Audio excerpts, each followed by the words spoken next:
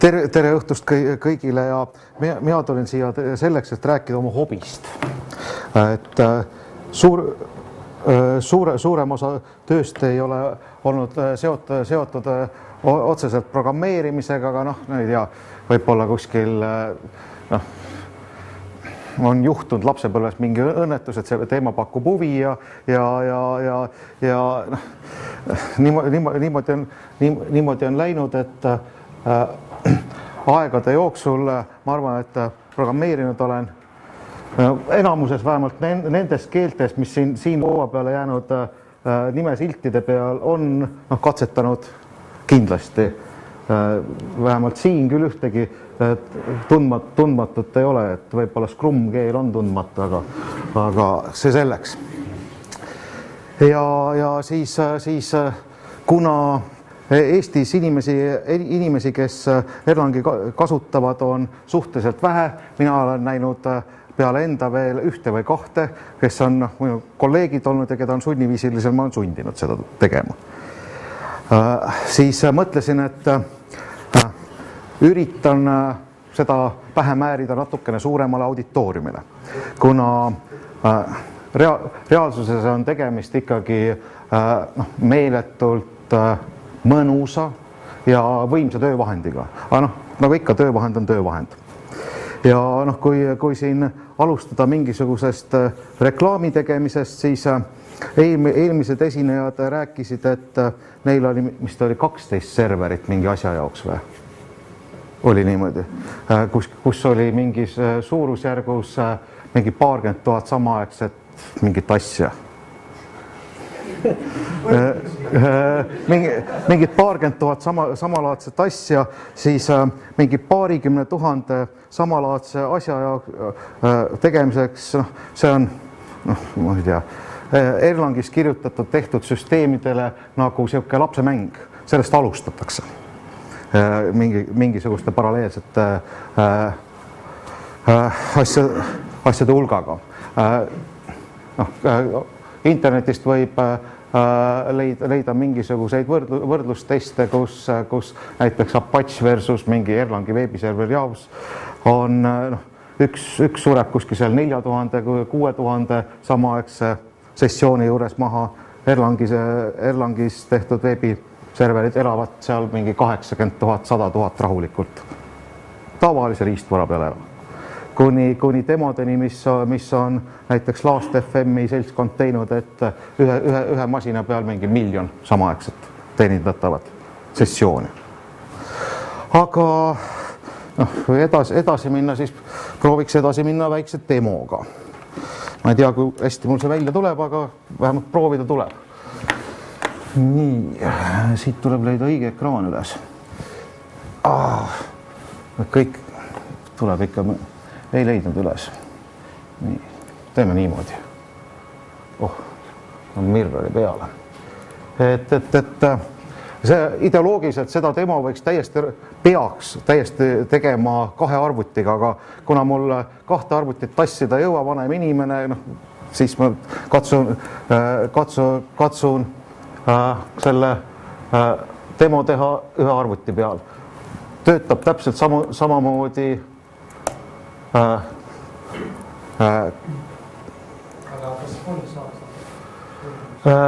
siis ei mahu enam mitte midagi ekraanile ära. Küsige juurde, interaktiivselt küsige, et mis toimub.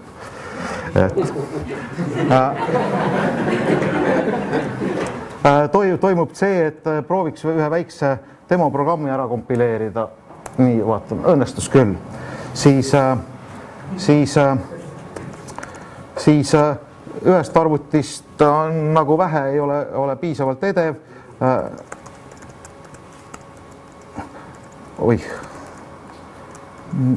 Nii. Et selle sama kompileeritud koodi installiks teise arvutisse ka. Nii. Ja paneks programmi nüüd käima. Nii. Tema on selline suhteliselt tobe demo, et põhimõtteliselt ühe ekraani pealt teise ekraani peale liigub pall. kinnitan teile, et see töötab täpselt samamoodi, kui mul oleksin 2 arvutit. Liigub ühe ekraani pealt teise peale pall. Aga noh, demodega on, nagu ikka on, et alati ei õnnestu, et õiges demos peaks see pall olema punane. Nii.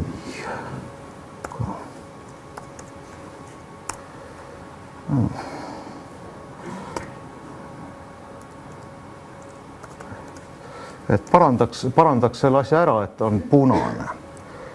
Nii.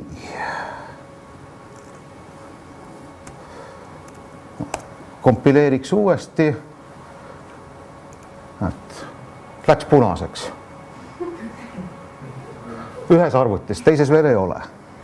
Nii, aga tahaks serva tagant ära saada. Nii. Ja installiks selle sama koodi teise arvutisse ka. Vaatame, kas läheb teises arvutis ka punaseks. Läks.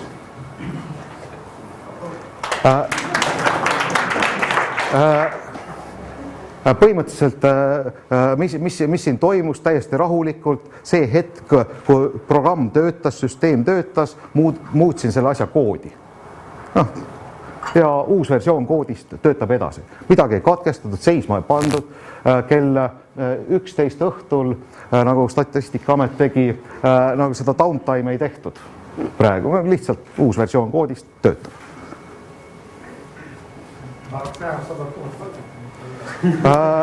Tahaks näha 100 000 palli. See on nii väikse projektor, ekraani peale ei mahu ära, aga ei ole probleemi.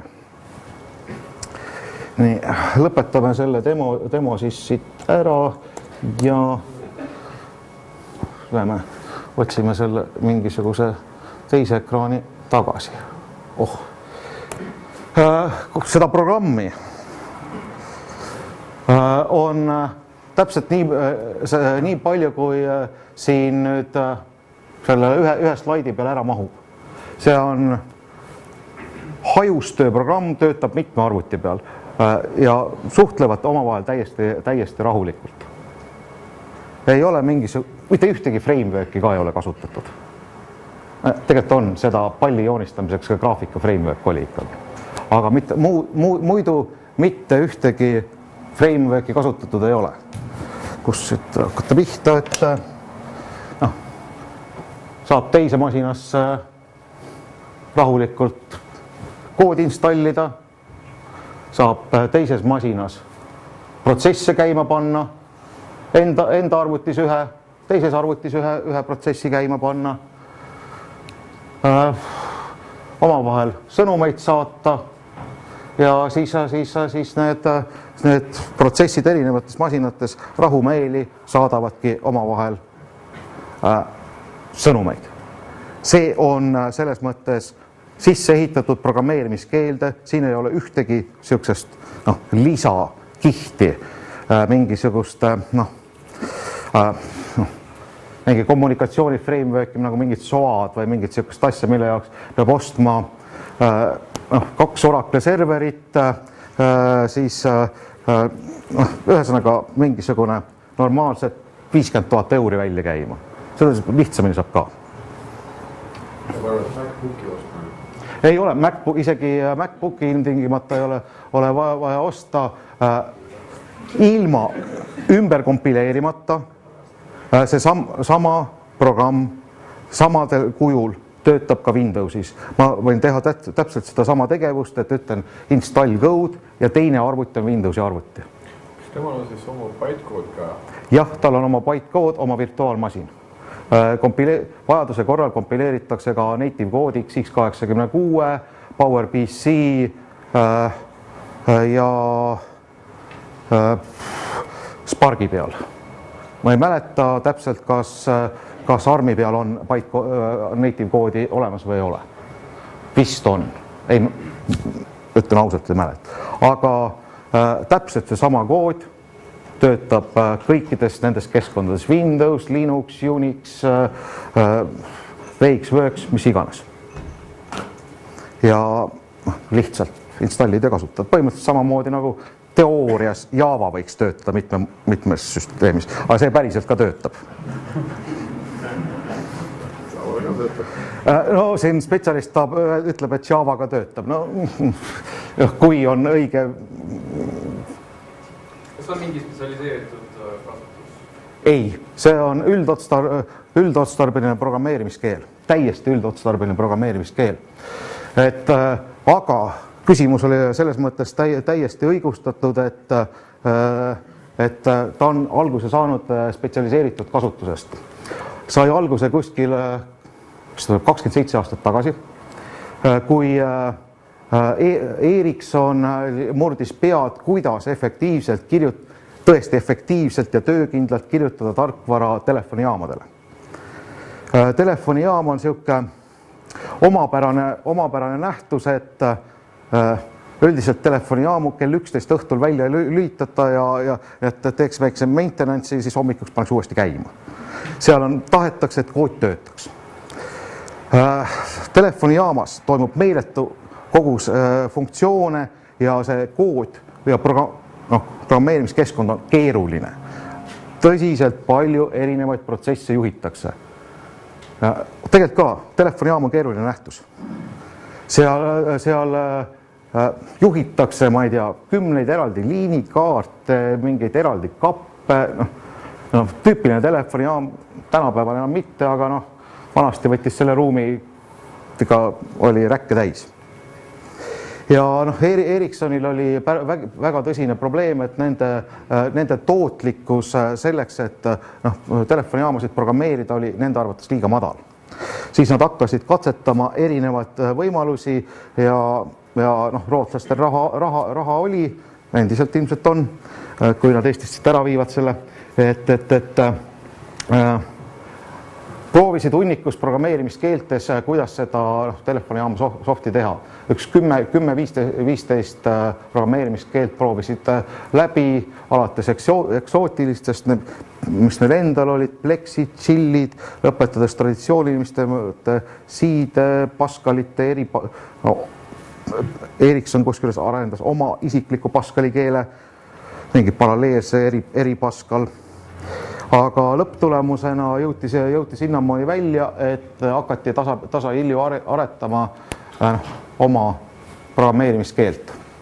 Ja siis 88-89 oli reaalselt esimene prototüüp neil endal sisekasutuses valmis. Kui nüüd minna selle disaini juurde, mis eesmärgil seda programmeerimiskeelt disainiti, siis eesmärgid olid sellised, nagu ütlesin, eesmärgiks oli hallata väga suurt hulka paralleelseid tegevusi.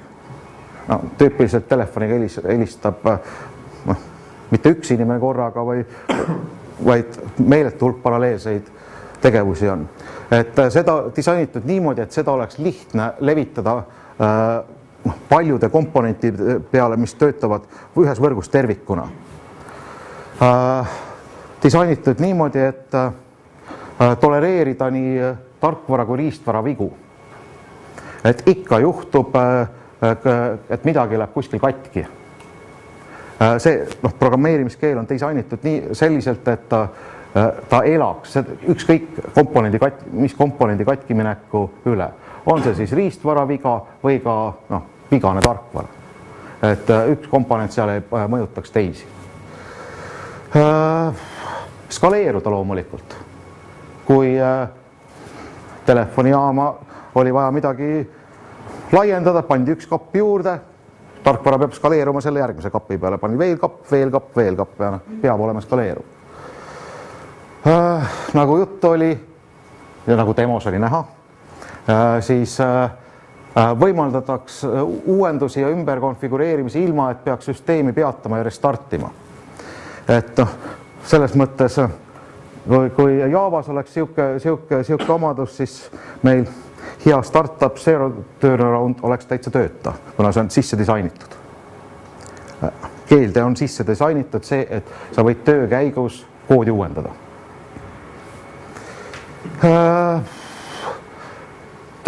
Ka samamoodi sealt telefonimaailma juurtest välja kasvanud asi, et reageerida kindlate kriitiliste ajavahemiku jooksul sündmustele. Selles mõttes on tegemist soft real-time keelega. Ta ei ole hard real-time, et on sul ette nähtud mingisugune kindlad 5 millisekundit ja siis kui 5 kätte jõuab, see on katastroof, no hea küll, tema vastab 6 või 7 ka. Et sellised hard piire ei ole. Ja disainitud selleks, et olla süsteemis kasutusel aastaid. Kui panete riistvara püsti, siis telefonijaama riistvara suure tõenäosusega on 10 aasta pärast mingi komponent on endiselt sellest sama, mingi komponent on uuenenud, aga 10 aastat on mingi aeg, mis oodatakse, et ta enam-vähem töötaks. Tõsi küll, kapid lähevad väiksemaks ja oma eelmisest elust ma olen seda ka suurepäraselt näinud, et telefonijaam, mille telekomi turu avanemisel kuskilt Soomest vanarauast ostsime, oli 99, 2000 panime ta käima, ta oli 80ndate lõpust, 89. aastast. Jah, mõned kapid olid uuemad, aga soft kõik oli seal sama. Nii, ma tulles tagasi. Aga ajaloost veel, et Ericssoni mehed vaikselt selle kallal nikerdasid, tegid mingisuguseid päris edukaid tooteid, massiivse, mille pealt teenisid päris häid miljardeid, kaasa arvatud ka mingisuguseid aatemisvitse, mille kohta nad siiamaani väidavad igasuguses kirjanduses, et see on üks väheseid süsteeme, mille availability on 99, et 99,9999%, mis on ka tegelikkuses British Telecomis ta selliseks osutus. Kaasa arvatud softi upgrade'id, mille jaoks ei jäetud süsteemi seisma, vaid tehti töö käigus.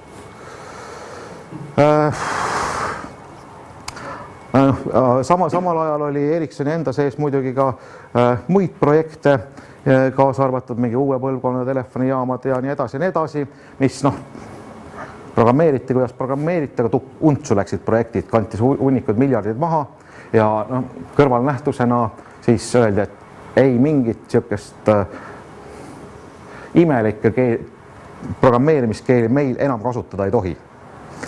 Et hoolimata sellest, et see ei olnud tuksi läinud projektiga seotud, vaid oli valdavalt edukates projektides. Aga juhtkond oli nii ära ehmatanud, et kui üks asi läheb tuksi, siis tuleb võtta safest way, mis üldse olemas on. Ja põhimõtteliselt 97-98 keelati nii-öelda sisekasutus ja see Computer Science Lab Ericssonis otsustas, et nüüd on õige aeg open source ida programmeerimiskeel ja keskkond ning nii-öelda lasta oma elu elama. Ja alates 98. aastast tänaseks siis 14 aastat on see open source kujul täiesti saadaval. Ja enda kogemus kuskilt sealt kohast algabki, et esimesed mingisugused mängukatsetused mingite süsteemide tegemiseks umbes sellel ajal tegin. Peale seda toimus sihuke vaikne kasv, tehti igasuguseid projekte, veebiservereid, kaasa arvatud ka päris toredaid rakendusi, näiteks Wings 3D, mis on üks mängumeestel, need, kes disainivad mänge ja ehitavad sinna neid kolmemõõtmelisi kolle. See on nende üks töövahend, et 3D Subdivision modeller saab modelleerida kolmemõõtmelisi objekte. Väga lahe töövahend. Ja 2000-ndate keskel, kui kelle seadus oli, Moore'i seadus hakkas töötamast, gigahertz ja megahertz protsessoritele juurde ei tulnud, siis osutus, et Erlang on väga hea töövahend just sellisteks olukordadest, kus protsessorisse tuleb koresid juurde, on, ma ei tea, hüpertreidingud, mis need on, treidingud ja Erlangis kirjutatud programmid skaleeruvad praktiliselt lineaarselt korede lisandumisega. Ja peale seda hakkas selline kasutus väljaspool telekomi sektorit, kaasa arvatud panganduses, näiteks need Teeba pank on mingisugune Lõuna-Aafrika Vabariigi pank, kes tegi mobiilipanga aastal umbes 2004-2005, kus sisuliselt neil neegrid omavahel SMS-iga kuidagi raha vahetasid ja saatsid.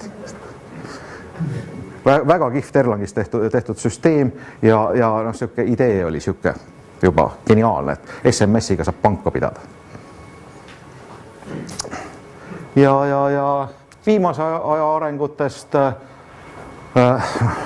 ega inimesed pole rumalad, häid töövahendeid osatakse hinnata ja tänasel päeval on päris mitmed interneti suurusesse skaleerituvad süsteemid kirjutatud just nimelt Erlangis, kuna seal on mugav, hea, turvaline ja produktiivne neid teha. Näitena võib tuua Facebooki chati, Erlangis kirjutatud, Amazoni SimpleDB ja üldse nende cloudi infrastruktuurist on suhteliselt palju Erlangis tehtud. Last.fm-i, BBC, Unibeti, Unibet liigutab mööda Euroopat oma neid, mis ta on siis on, panuseid sellega. Vot, mis veel. Ja tänasel päeval julgen üsna kindlalt väita, et igaüks siin ruumis kasutab teadmata, et kasutab vähemalt korra päevas mingit süsteemi, mis on Erlangis kirjutatud. Vähemalt Facebooki chatis, kui mitte mujal. Või näitena, kes helistab Elisa võrgus lühinumbriga, tegeleb selle, mis kõnekaart neil on, see Zen või, selle laadimisega, seal on mingi Erlangis tehtud süsteem taga, mis reageerivad reaalajas. Aga see selleks, ajaloost aitab küll. Nii, kui sobib, ma räägin natukene, et põnevaks läheks teile programmeerimiskeeles kui nähtusest endast ka. Sobib. Küsige kohe, kui te tahate. Võite vahele segada. Küsimus. Kuna keel tundub olema üsna sobilik paralleelsete protsesside keele. Väga sobilik. Kas temast ei ole üritanud mingit riistvara kirjelduskeel? Jah, on olemas Ericssonil olemas prototüübina protsessor, mis jooksutas native Erlangit. Samamoodi nagu on Java protsessorid olemas, oli Erlangi protsessor ka olemas, aga see maeti maha, kuna ei olnud majanduslikult otstarbeks. Nii, kõigepealt andmetüüpidest, mis on olemas. On olemas igasugused arvud. Arvud võivad olla suured arvud näiteks. Ei ole 32-bitilist inti, vaid int on siuke, nagu vaja on.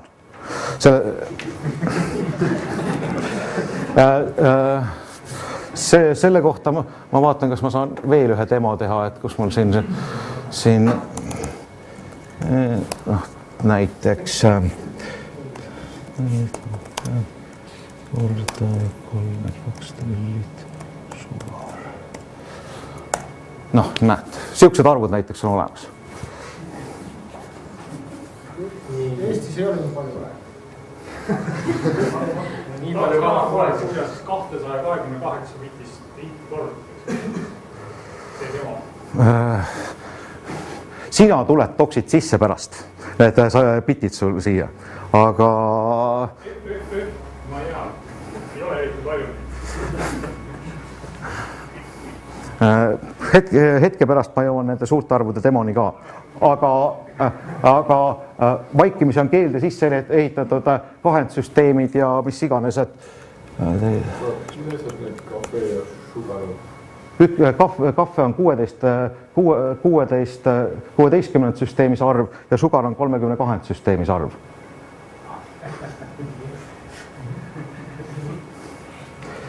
Nii, 2 süsteem on sisse ehitatud. Kes ütleb, et mis on see 10 süsteemis see arv? Universaalne vastus. Alusel 13.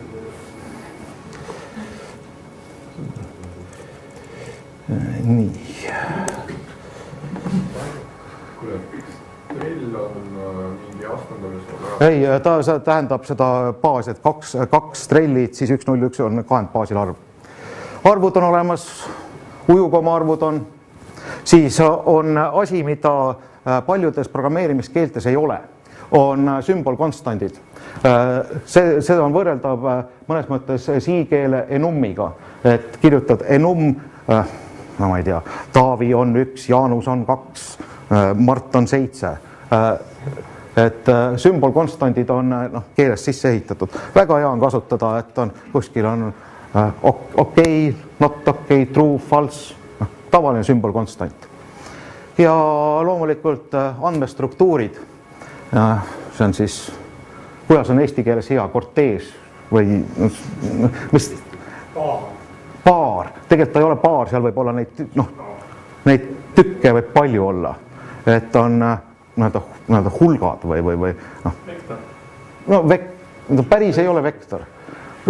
Vaatasin sõnastikust, pakuti sõna kortees, et siuksed tuplet või siuke andmestruktuur, kus on määratud ära sul nii-öelda andmepilt, et esimeses nii-öelda slotis on siis 1, 2, 3, teises slotis on siis sümbolkonstant ABC. Ja see on siuke sisse ehitatud andmestruktuur. Ja jadad. Jadas võib olla samamoodi alamjadad ja nii edasi ja jada need elementide tüübid ei ole, võivad olla ükskõik missugused, ei pea ühesugused olema. Et ma ei tea, kui te ma ei tea, mingisuguse oskan need head näidet tuua, et Javast teete mingi sümbolid tüüpi jada, siis peavad olema seal tähed ilmtingimata. Ma ei tea, ma ei ole Javat tükk aega kasutanud. Ehk väga siuksed mugavad andmestruktuurid. Nendest saab ehitada mida iganes. Nii, siis siin programmeerimis-Erlangis on olemas loomulikult ka muutujad, aga neil on üks siuke omapära, et Erlangis muutujad ei muutu. Mis teevad konstantid? Meie selles mõttes, kui x-ile omistada näiteks 1, siis x võrdub x pluss 1, see annab vea. Vist jätsid laini laata, et Erlangi on funktsionaalne keele? No enam-vähem. On küll. Laias laastus funktsionaalne keel. Aga mida tasub siit meelde jätta, kui ise hakkate proovima, siis üks kuldne reegel, et muutuja algab suure tähega. Ja sümbolkonstandid hakkab väikse tähega. Et see on oluline meelde jätta, siis saab nendest vahest aru, et läheb oluliselt lihtsamalt edasi proovimisel. Aga jah, muutujad ei muutu, millel on üks meeletult kasulik omadus kusjuures, meeletult kasulik omadus programmi kvaliteedi ja vigade vältimise osas. Kui sul on, ütleme, siuke pool lehekülge listingut ees ja sa leiad sealt alumisest otsast ühe x-i, siis tavalises imperatiivses programmeerimiskeeles järgmine ja tundub, et x-i väärtus on mingi imelik, siis tavalises imperatiivses programmeerimiskeeles hakkab sul peast pihta leiutamine, huvitav, mis see x õigupoolest olla võiks. Et kus seal eespoold on tehtud mingi sigadus selle x-iga, et tema väärtus on läinud valeks. Erlangis sellist asja olla ei saa, et kui x-ile ükskord väärtus omistatakse, siis funktsiooni sees see väärtus alati on selline.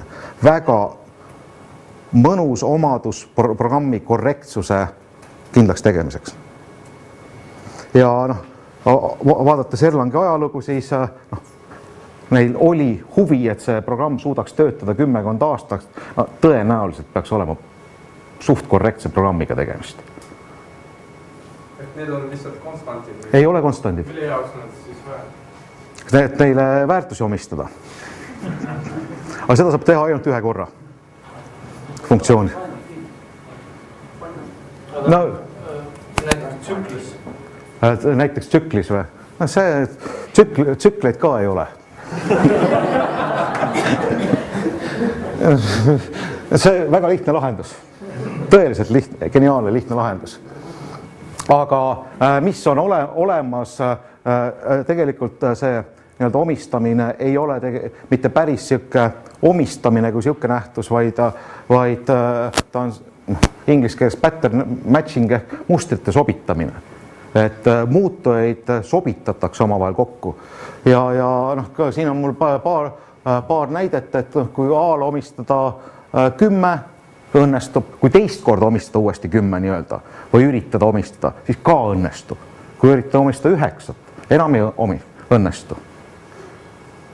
Ehk põhimõtteliselt see nii-öelda idee on selles, et kontrollitakse, kas muutujale saab seda väärtust omistada tema juba olemasoleva olemuse tõttu või ei saa.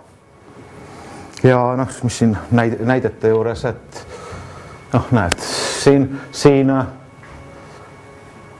sellisele muutujale täiesti suurepäraselt see omistus või pattern matching õnnestub, et A saab väärtuse ABC ja B saab väärtuse mingi foo. Ja noh, samas selline asi enam ei õnnestu. Et kuna siin on 2 A-d ja siin on mingisugune teistsugune väärtus tal, siis see enam ei õnnestu. Ja see mustrite sobitamine, see on väga võimas relv. Hoolimata sellest, et muutujad ei muutu. Nii. Loomulikult on olemas funktsioonid. Funktsioonid kasutavad eelkõige seda sama mustrite sobitamist ja selleks, et toimetaksid. Funktsioon võib koosneda mitmeks funktsioonipäisest ja see õige päis valitakse siis, kui see talle väljakutse muster sobib. No, siin näitena on allpool selline tüüpiline hello world, mida ma ei tea, kas Erlangi või funktsionaalsete programmeerimiskeelte puhul näidatakse. See on siin nüüd funktsioon, mis arvutab faktoriaali. Ma kohe arvutan, kes see tahtis suurt arvude arvu, et ma võin mingi 25-30 faktoriaali kohe arvutada siin demona. Et väga lihtne, kui seda funktsiooni hakatakse täitma, talle antakse parameeter ette, näiteks 2, siis see funktsiooni päis ei sobi, kuna 2 ja 0 ei klapi omavahel, kui kohe üldse see muster ei sobi, aga see funktsiooni päis sobib, et 2 on võib omistada muutujale, see on suurem 0-st ja siis edasi on siis funktsiooni keha, mis ära täidetakse. Et faktoriaali arvutamisel siis rekursiivselt kutsutakse teda ennast välja, kuni tuleb siuke juhtum, kus see n-1 miinus midagi järjest nii edasi on 0, satub selle funktsiooni päise pihta, mis on see parameeter 0, kõik tulemus käes, lõpetatakse asi ära. Miks seda when-i veel seal juures on vaja? Sellepärast, et mõni hull võib-olla tahab miinusarvusid siia panna. See on signatuuri osa, nagu see when? Jah, okay. See on funktsiooni signatuuri osa. Et selle järgi valitakse seda funktsiooni päist. Mis siis juhtub, kui ma kutsun selle kohta seda võime kohe vaadata.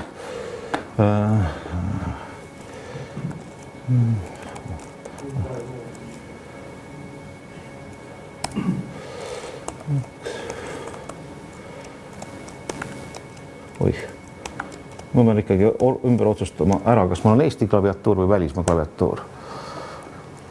Ma panen 05 talle. Ei, praegu ei pane. See ei sobi praegu. Siis 05 panna oleks sinna funktsiooni signatuuri või hea juurde kirjutada veel and also is integer, et on täisarvuga tegemist. Faktoriaal on üldiselt defineeritud ikkagi täisarvude jaoks. Et kui -1 puhul öeldakse lihtsalt viga, et sellist asja ei ole. Sellist funktsioon, sellise -1 jaoks defineeritud funktsiooni ei ole. Aga... Sorry, kas selle täisarvu kontrolli kirjutaksidki nii, et and also is integer või? Jah. Jah.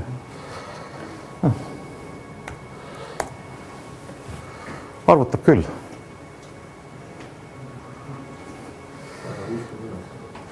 Ma ei tea, kui kaua selle 69-ga läheb, aga... Ühesõnaga toimib. Nii, kuna aeg vist surub meil peale, siis kuhu ma kaotasin ära oma selle slaidid. Lähme edasi. Veel funktsioonide näiteid. Siin on mingisugused kolmele erineval viisil kirjutatud lahendatud seda ülesannet, et poemüüjale öeldakse, et sina pead tagasi andma raha. Tagasi andma, ma ei tea, 37 krooni. Missugusest kupüüridest sa annad seda tagasi?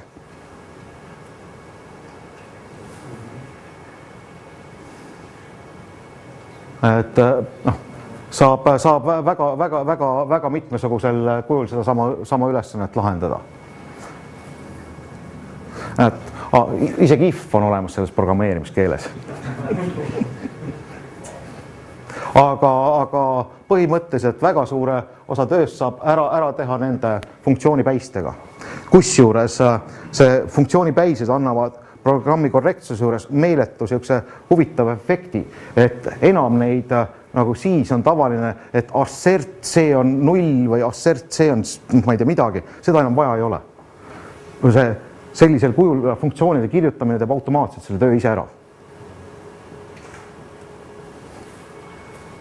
Kas seda rida tagasi väljakutsetest või ruulidest, kas ainult üks nendest läheb käima ja teine siis ei lähe? Jah, konkreetsel väljakutsel. Järgmisel väljakutsel võib mingi järgmine minna. Ütleme kui siit järgemööda ajada, siis kui summa on mingi 521, siis kutsutakse välja pärast mingi 21 ja pannakse mingisse listi see 500 juurde. Jah.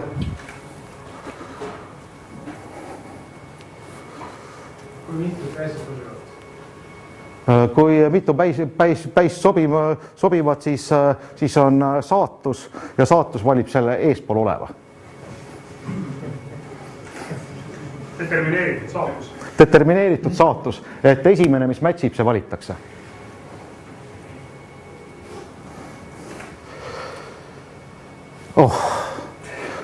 Seda ma ei hakka lahti seletama, aga siin ekraani peal on andmebaasi server. Täiesti normaalne andmebaasi server.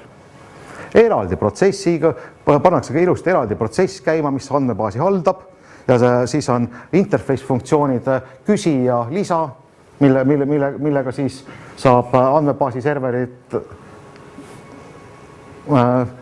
päringu teha, saada ilusti vastuse. Siin on need paralleelprogrammeerimise konstruktsioonid, mille pärast see Erlang lahe on, et pannakse käima eraldi protsess DB server funktsiooniga ja siis see protsess töötab kuskil ja need funktsioonid on lihtsalt interface funktsioonid. Et funktsioon lisa saadab andmebaasi serverile sõnumi, et lisa, insert see data, küsi saadab sõnumi, et otsi oma selle nii-öelda protsessi identifikaatori, et hea oleks vastata ja võtme, mida otsitakse. Ja siis see server ise ootab väljastpoolt tulevaid sõnumid, kui talle tuleb sõnum insert, siis lihtsalt paneb oma andmebaasi selle andme sisse. Siin on natuke lihtsustatud, et andmebaas on niisugune jada, kuhu lihtsalt julmalt pannakse infot juurde. Ja siis rekursiivselt kutsub ennast välja ja see info selles protsessis säilib. Või siis, kui saab sõnumi otsi, siis teeb otsingu,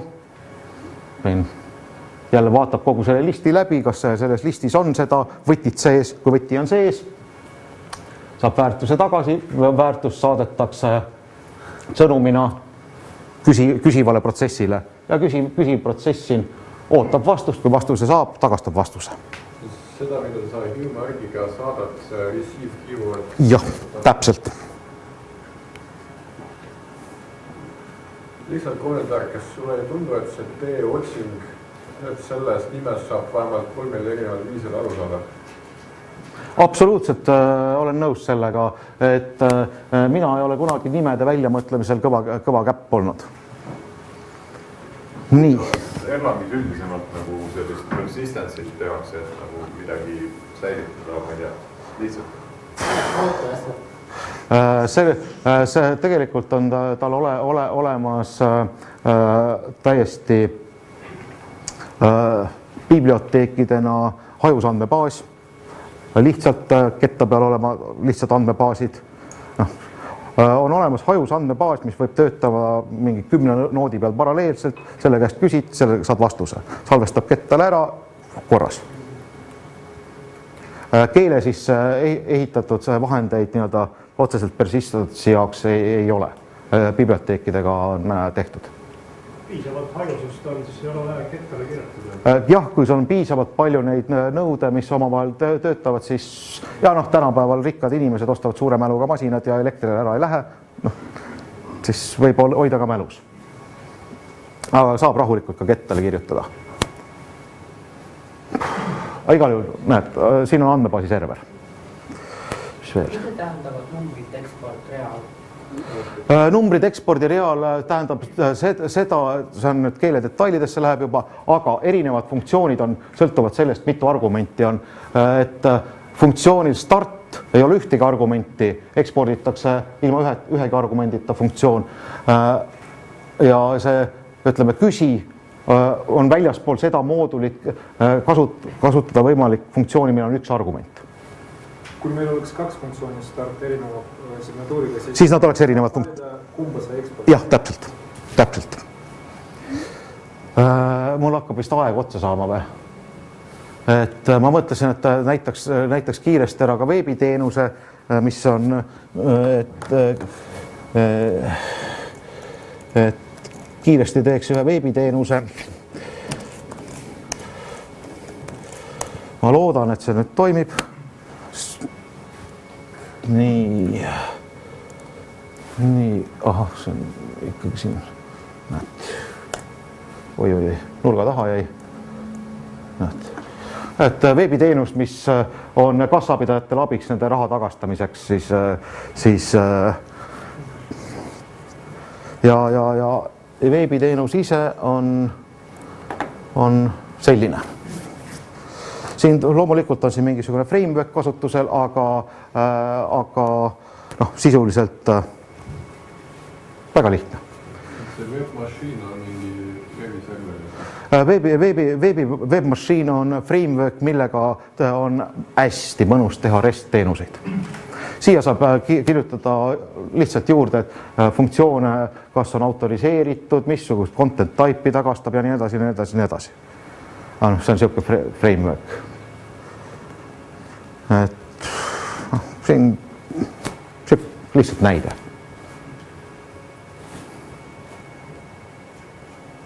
Ja neid võib, ma ei tea, 10 000 sekundis välja kutsuda, kui tahtmist on.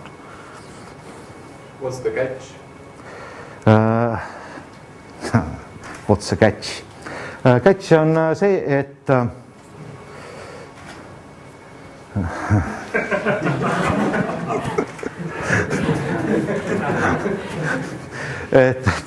catch on see, esiteks, Erlang ei ole objektorienteeritud.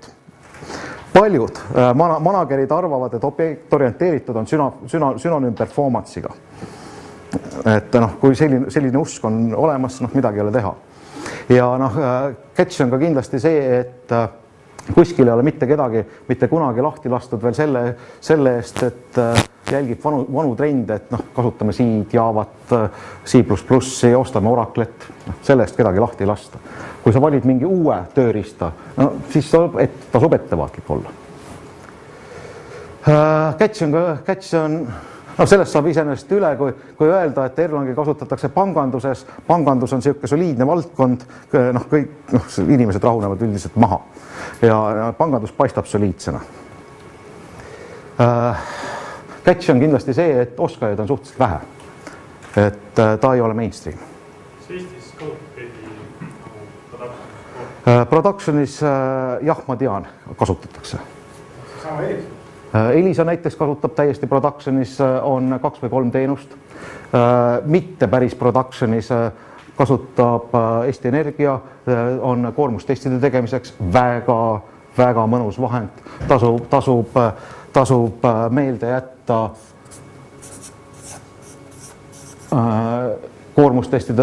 veebiserverite koormustestide tegemiseks selline vahend nagu Tsung.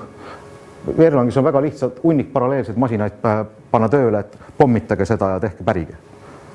Ja mõnusad raportid ja nii edasi, nii edasi. Siis igaüks, kes kasutab mobiilinternetti, näiteks seesamad Ericssoni GGSN-id, SGSN-id on Erlangis kirjutatud. Ja Productionis rohkem ma oluliselt ei tea. Kunagi paar aastat tagasi Skype mõtles, et kirjutaks endal mingi backendi natukene ümber. Ühe valikuna oli Erlang, aga mis seis seal praegu on, ei tea. Nii. Samas, kui hoolimata sellest, et ta mainstream ei ole, on teda lihtne õppida, aga keelekonstruktsioonid on äärmiselt lihtsad. Natuke ütleme nädalaga saab rahulikult programmeerima. Enam-vähem pädevalt. Loomulikult ei tasu oma tööd lasta paista liiga lihtsana, vaid tasub öelda, et ma õpin uue asja juurde, siis ma olen targem, siis ma teen paremat tööd ja teenin rohkem raha siin. Mis on kindlasti catch on see, et oma kogemusest julgen öelda ja seda toetavad ka päris professionaalsel metoodikal tehtud uuringud, et tööjõudlus on 3–10 korda suurem võrreldes näiteks C++ või Javaga. Koodiridade arv ülesande lahendamiseks on umbes 10 korda väiksem. Ja programmeerija produktiivsus on üsna üksüheselt seotud ridade arvuga. Kinnitan, et on 10 korda väiksem ridade arv tüüpilises ülesande lahenduses. Kas sa oled küsimisi vaadata, kuidas Pythoni vastu produktiivsus? Pythoni vastu, ütleme, mina uuringuid ei ole näinud, ise olen proovinud, vaadanud, sõltub ülesandest, olenevalt ülesande tüübist. Kui on Erlangile sobib ehk paralleelprotsessidega asi, siis on see way to go. Kui on lihtne skriptimine, Python, lihtsam, see on library'd rohkem. Aga produktiivsus, ma ei tea, umbes võrreldav, sõltub ülesandest. Mulle praegu tundub, et ridade arv ei ole mingi näite, meil on nagu palju keele, näiteks Perl või Assembler või mõned teised, kus ridade arv on suht väike ja performance on suht hea, aga kirjutada ja debugida on nagu... Täpselt. Siin 10 korda väiksem ridade arv valmis töötavas süsteemis, mitte skriptis. Ja kui siis natuke veel norida, siis noh, skriptimiseks tõesti Perli, Pythonit või JavaScripti, aga noh, päris rakenduste kirjutamiseks, noh, mis on rakenduse moodi rakendus, no, julgen soovitada Erlangit. Töö produktiivsus on siga hea. Aga kuidas on testide kirjutamisega Erlangis? Testide kirjutamisega või? Täpselt samamoodi on olemas framework'id nagu e-unit, unit testide tegemiseks. On komplektis, distributsioonis kaasas framework, mille nimi on Common Test, mis on ette nähtud selleks, et süsteeme testida, tõmbad käima mingis 2-3 mingisuguses eraldi masinas oma rakenduse, see jooksutab testilood läbi, kogub kokku, raporteerib.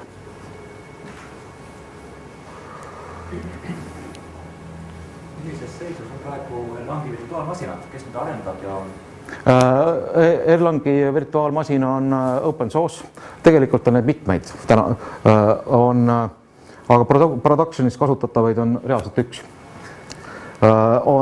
Kunagi tehti skeemi, Gambit skeemi kompileeritav virtuaalmasin, Java virtuaalmasina peale on mingi rudimentaarne Erlang olemas ja Ericsson arendab open source Erlangi virtuaalmasinat. Jookseb Windowsis, Unixis, VXWorksis, ma ei tea, kas või mingite imelike asjade nagu Tilera 64 korega protsessorite peal. Kaasa arvatud mingitel neist native koodi kompileerimine.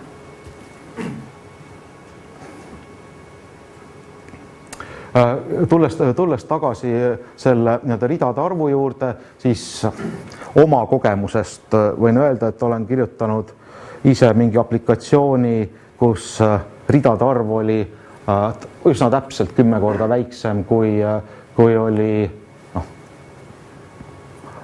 peaaegu samas, ütleme, 60% funktsionaalsusega C-programmil. C-programmil oli mingi 110 000 rida, minul tuli mingi 10 000 ringis. Kas peale siin keegi saab sellest aru? Eestis kindlasti, jah, ma tean mitut inimest. Ma tunnen kõiki, jah. Aga ma väga loodan, et varsti enam ei tunne kõiki. Sellepärast päris tõsiselt soovitan kätte võtta ja proovida. Teatavat klassi ülesannete lahendamise jaoks on mega hea töövahend. Näiteks selle Statistikaameti koormuse probleemide jaoks. Ütle siis, mille jaoks ei ole mega hea? Mille jaoks ei ole mega hea, ei ole puhas raw performance. Lineaarsete ülesannete, kas või matemaatika ülesannete lahendamise eest, kus on sellist, ma ei tea, maatrikseid avaldada või midagi sellist vaja. Mille jaoks on hea, on keeruliste süsteemide kontrollimiseks. Mingisuguste erinevate asjade töö koordineerimiseks. Hajussüsteemide tegemiseks. High performance süsteemide tegemiseks. Kus on palju paralleelseid tegevusi.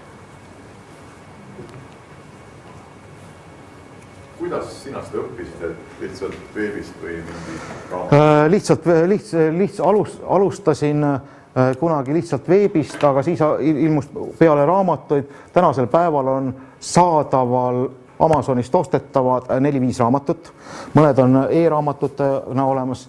Julgen soovita seda, mis oli Francesco Cesarini ja Simon Thompson. Siin on sees ka nende fault tolerant süsteemide tegemine, skaleeruvate süsteemide tegemine ja väga lihtsas keeles ära seletatud.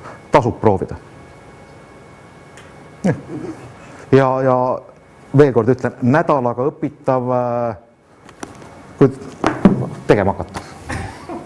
No nii, aga mina soovitan siis teiste raamatute kõrvale ka natukene ilukirjandust ja tuleta siis inglise keelt veel meelde natukene ja aitäh! Teen seda!